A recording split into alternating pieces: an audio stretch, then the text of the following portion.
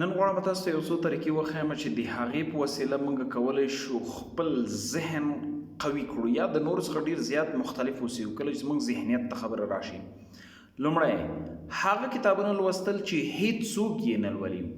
په مارکیټ کې هغه کتابونه پیدا کوي، په هغو کتابو پسې وګرځئ چې هیڅوک یې مطالعه نه کوي، چې ډېر مختلف اوسیږي او همیشه تاسو د کامیابۍ په طرف رهبري کوي. لکه فار ایگزامپل Rich Dad Poor Dad, Goals, 7 Habits of Highly Effective People یا How to Influence and Influence People. دا بعضې انګلیسي کتابونه دي چې ما لوستي چې ډېر زیات جالبه وو.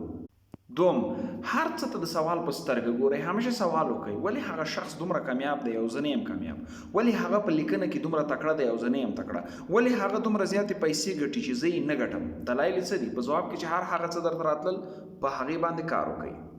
دریم، د ځان نه پولیماث جوړ کړئ. پولیماث هغه کس ته وایي چې د هغه د پوهې یا د علم یا د زده کړې هغه پراخوالی ډېر لوی وي، ډېر غټ وي، هر څه ته په غټه سینه ښه راغلاست وایي او په هغې کار کوي، زده کړه کوي، دوامداره کوشش کوي چې نوي څه زده کړي، نوي پلانونه جوړ کړي او نوي اهداف لاسته راوړي.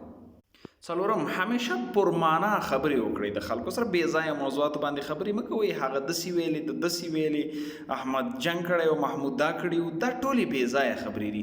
کوشش وکړئ په نظریاتو وغږېږئ، څنګه بزنس جوړ کړو، څنګه تجارت ودرو، څنګه کتاب ولیکو، څنګه یو ښه اپلیکیشن جوړ کړو، څنګه وکولی شم چې علي بابا کې پرچیز وکړم، په امیزان کې خرڅ کړم.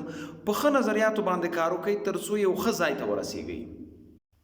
پنځم، دې ته همیشه چمتو اوسیږئ چې خپل ذهنیت بدل کړئ. که تاسو ته ښکاري چې تاسو کوم فکر لرئ، آیډیا لرئ او هغه باندې ټینګ یا سټبرن یا خیل شکل کې ودرېږئ، کوشش وکړئ دغه عادت له منځه یوسئ.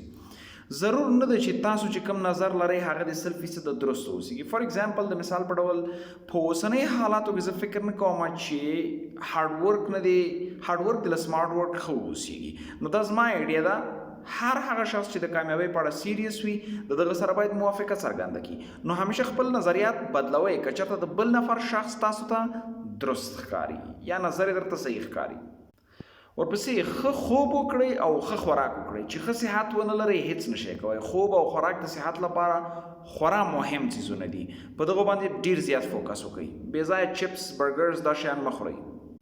که غواړئ چې لا بهترین صحت ولرئ تمرین وکړئ. جیم بهترینه لاره د تمرین ده. که جیم نشئ کوئ اټلیست منډه ووهئ، خو تمرین مه پرېږدئ تر څو فعاله پاتې شئ، فعاله مو فکر کار وکړي او په لنډ وخت کې غوره کامیابۍ ته ځان ورسولی شئ.